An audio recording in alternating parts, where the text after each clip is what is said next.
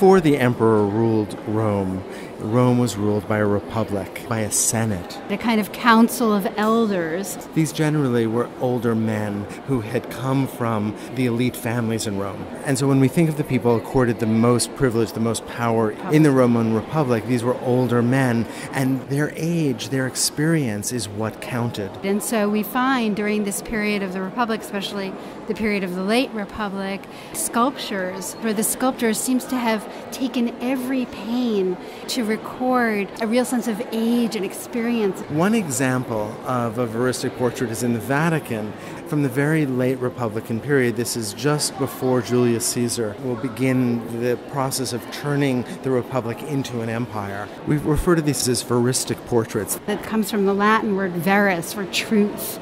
And so there's this idea that they're very truthful, but maybe there's an exaggeration of that sense of experience and wisdom and age. We see a head of a man that probably came from a much larger sculpture ultimately. We see his head is covered with a toga, which suggests that he was involved in some sort of ritual. The concern is expressed through the eyes. Look at the way that the lips, which are quite thin, are pressed together. There is a solemnity, there is a seriousness, there is a kind of authority that is born of the qualities of the face that we're seeing. As we look at this shelf with 6 or 8 busts along it, this face stands out. It's really different from the tradition that will develop during the Empire.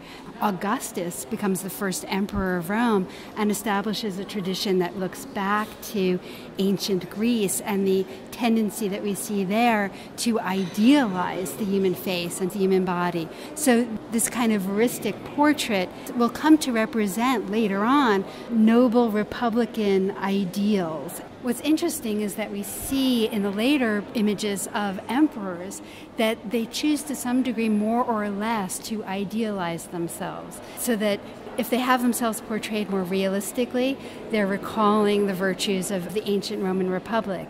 If they idealize themselves more, they're recalling an ancient Greek tradition. So in other words, this was a very conscious set of attributes. It was a very conscious set of symbols that you could draw on more or less. It was a visual language. It's so interesting if you think about the way that we represent ourselves now. If you open up a magazine, you have young models that are ideal, that are perfect, and the older, not given primary status in our visual culture. But the ancient Romans, at least for a moment, felt differently.